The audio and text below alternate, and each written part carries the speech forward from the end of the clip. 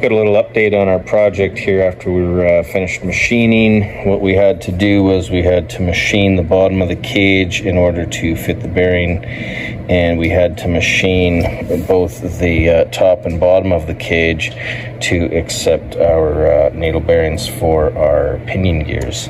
So center gear here, as it's assembled in there, we've got a needle bearing on the bottom, and then we'll have our gear, needle bearing, plate, and snap ring, and that goes as such here. So we got our needle bearing, then we have our center gear, and then we have another needle bearing on top, and then we have our plate, and then our snap ring.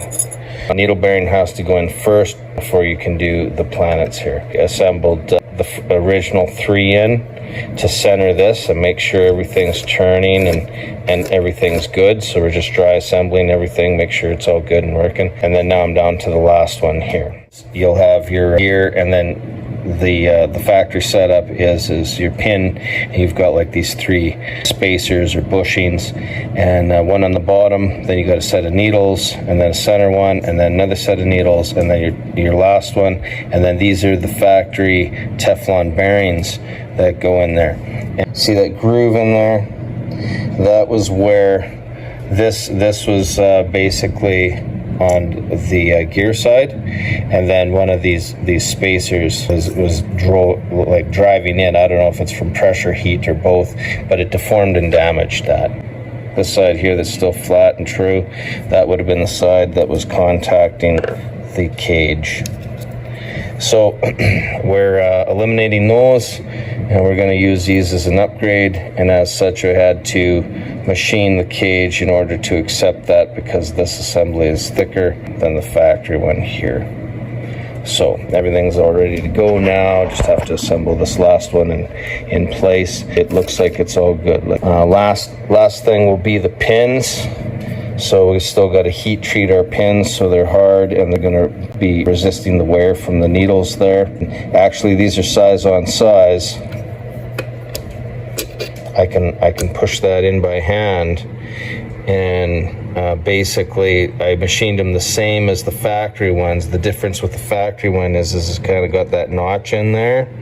So it's basically, once this is put in there, they just kind of, I don't know if they used a press or something like that, and press formed that, kind of deformed the ends, both ends. That's what holds that in place.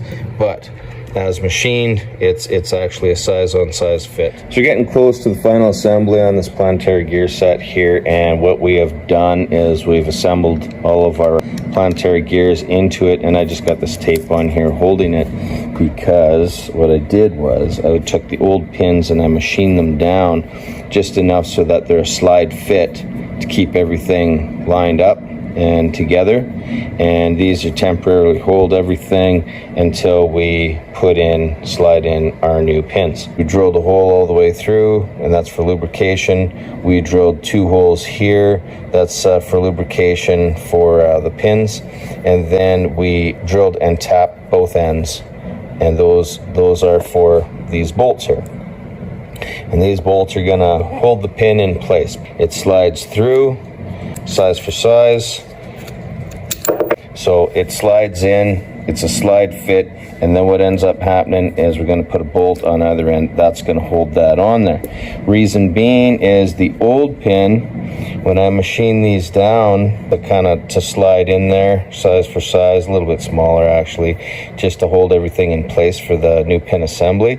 We see that there's a difference here on the very end and there. So this original pin was hardened in the center, and it wasn't hardened on the end, and then when they put it in, because this is size for size as well, and then what they did was they basically kind of mushroomed the ends, and that was your tension that was holding the pin in place. I'm not that sophisticated. I'm going to harden the whole pin, and then I'm just going to use those bolts to hold it into place, torque them down, and they should be good. The process here is you just got a camp torch, got a magnet, some pliers. What I'm going to be doing is I'm going to be heating everything on the vise here. So I practice with the bolt, heat that up until it's like red or orange, and then we want to use the magnet here. And once the magnet won't pick that up, then we know that we're at the proper temperature, and we take that and then we're going to quench it in some oil. This is just used oil, nothing extravagant, and then I just throw it in a bucket here, let it finish kind of cool down to room temperature, and then here's the process. So this is the one that came out, it's all still scaly and dirty and everything like that, and then once you wipe it down, you're left with something like this. And then your test will be using the file, and you want to wipe your file across there, and the file should just skate off of there. So you'll feel it, right, when you're doing it. You'll feel whether or not the file is actually picking anything up, or it's just skating across there. So that's pretty much the procedure for heat treating these pins. And then this is going to make it hard, so that you're not going to have a condition like this here where those needles are going to be wearing into your pin. If you don't harden these pins, I don't know if you'll make a weekend, because they'll just basically wear into the pin because it's not heat treated, it's not hardened, it's not going to resist that friction and heat and wear and everything. So the next stage of the game was to put them in a pie plate here, throw them in the oven for about 450 degrees. That color indicates what, basically the temperature that you wanted it at, and hold it there for a period of time. Now they won't be brittle. Once you take it out of the oven after your 450, then you're supposed to quench it again. So I just quenched it in the oil, clean them up real good, make sure everything's all clean, really clean, and then now we're ready for the final assembly here.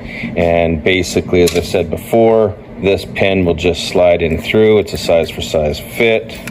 Now that pin's in there by hand, what we're going to end up doing is we're going to put our little keepers on, and we've just got these bolts for either side. And what I'm going to do is before I put this bolt in, I'll assemble all the pins in, I'll put all the bolts in on one side, and then on this side, what I'm going to do is I'm going to grease it.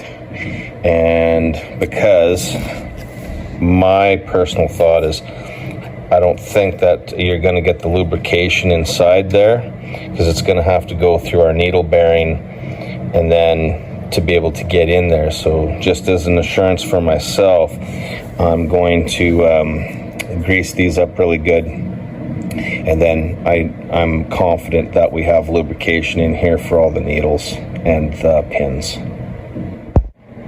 We got the planetary fully assembled here, and we've greased everything up.